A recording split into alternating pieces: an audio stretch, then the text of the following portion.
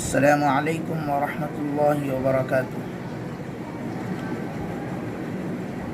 آج کل ایک بڑے گناہ میں مسلمانوں کا ایک بڑا طبقہ ملوث ہے، اور کچھ دیندار حضرات بھی اس میں ملوث ہیں، اور لوگ اس کو گناہ سمجھتے ہی نہیں، حالانکہ یہ بڑا گناہ ہے۔ وہ مسئلہ جو آج مارکیٹ میں چل رہا ہے وہ لیز کا ہے۔ عام طور سے اس کی دو شکلیں مارکیٹ میں رائج ہیں۔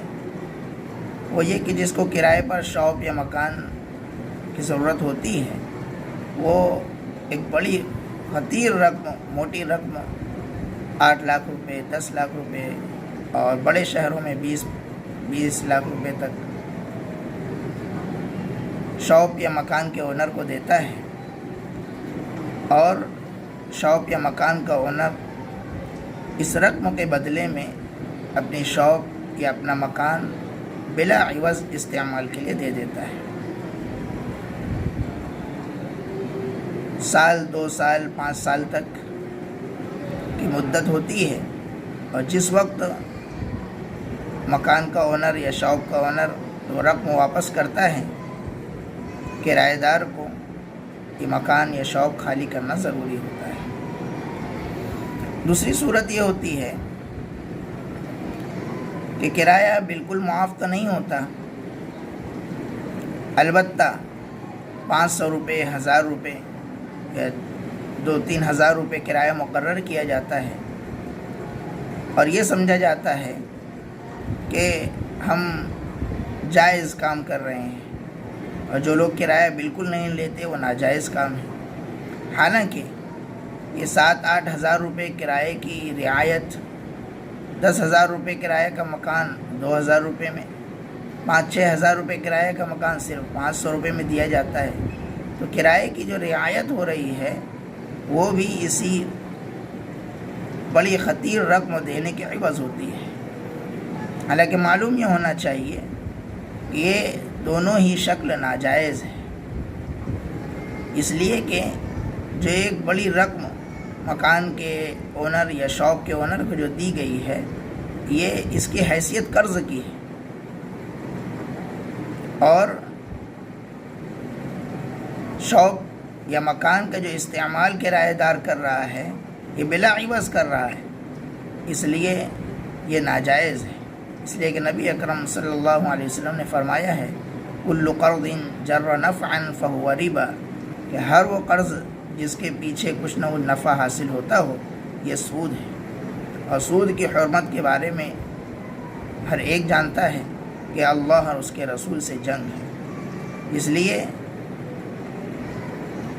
اس مسئلے میں شریعت کی رہنمائی لے کر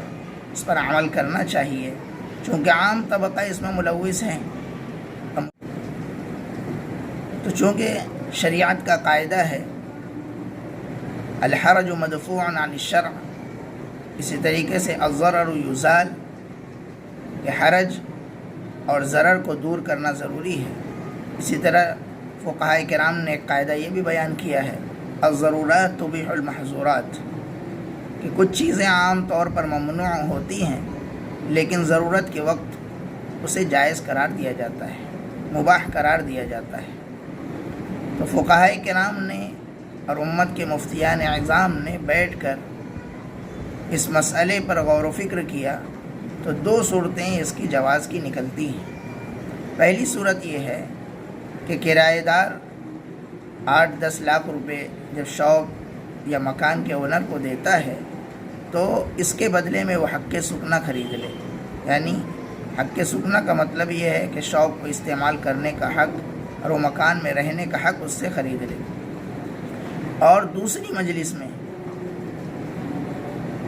اسی مجلس میں نہیں، دوسری مجلس میں پھر واپسی کی مدت طے ہو کہ اتنے سال میں جس وقت آپ اتنی رقم مجھ کو واپس کر دیں گے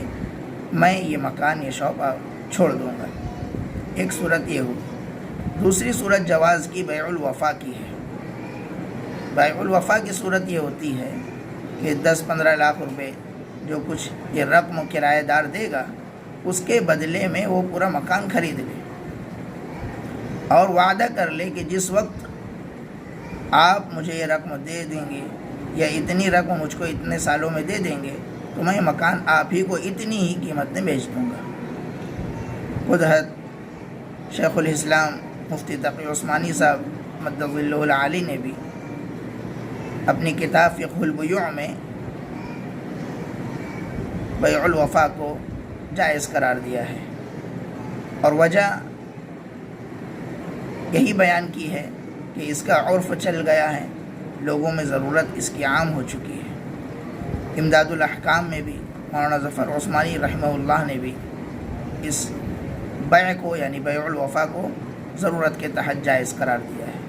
اس لیے یہ دو صورتیں ہیں جس کے تحت لیز کے مسئلے کو حد جواز میں لا کر اس پر عمل کیا جا سکتا ہے اور امت کے بڑے طبقے کو گناہ سے بچایا جا سکتا ہے۔ البتہ ایک مسئلہ اور رہ جاتا ہے کہ جو شخص 10-15 لاکھ روپے کے خطیر رقم اور موٹی رقم دے رہا ہے